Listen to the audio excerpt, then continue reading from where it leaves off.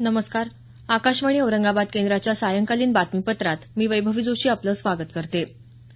भारतीय रिझर्व्ह बँकेसोबत चर्चा केल्यानंतर राजकीय निधीसाठी पर्याय सुचवले जातील, असं अर्थमंत्री अरुण जेटली यांनी म्हटलं आहे.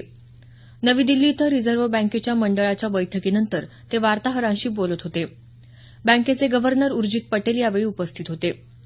या बैठकीत देशाची आर्थिक परिस्थिती आणि अर्थसंकल्पावरील सूचनांवर चर्चा करण्यात आल्याचं जेटली यांनी सांगितलं.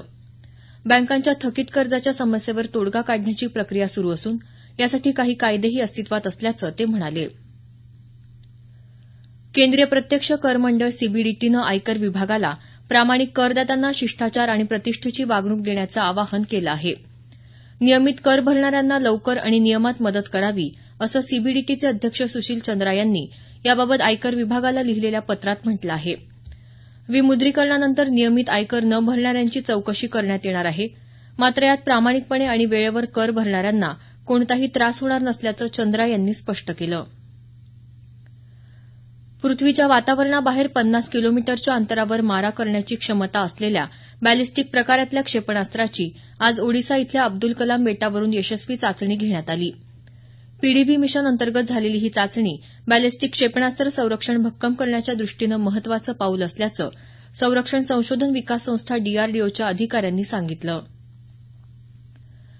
उत्तर प्रदेश विधानसभा निवडणुकीत पहिल्या टप्प्याचं मतदान आज पार पडलं.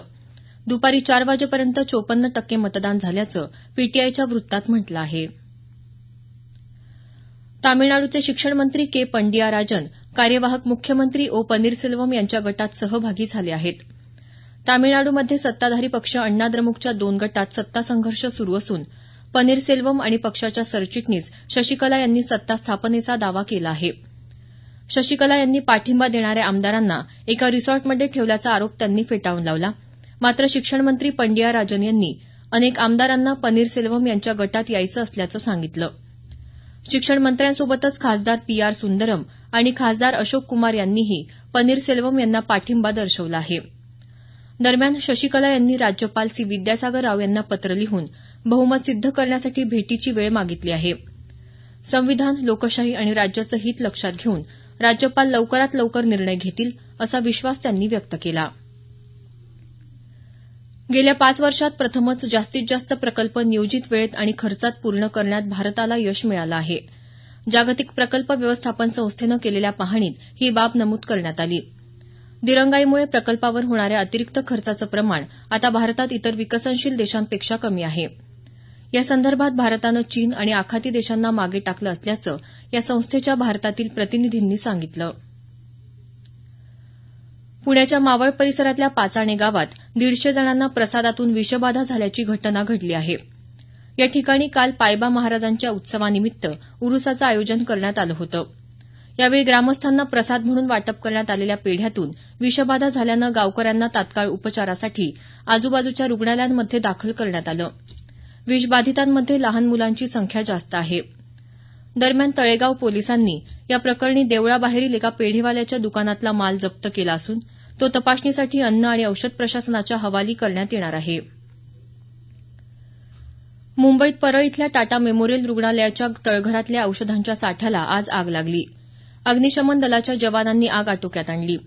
शॉर्ट सर्किटमुळे आग लागल्याचा अंदाज वर्तवण्यात येत असून या दुर्घटनेत जीवितहानी झाली नसल्याचं आमच्या वार्ताहरानं कळवलं आहे. सर्वसमावेशित शिक्षण योजनेअंतर्गत उस्मानाबाद जिल्ह्यातील येरमाळा इथं येत्या 14 फेब्रुवारीला 18 वर्ष वयोगटापर्यंतच्या दिव्यांग विद्यार्थ्यांचं शिक्षण आणि पुनर्वसन याविषयी माहिती दिली जाणार आहे.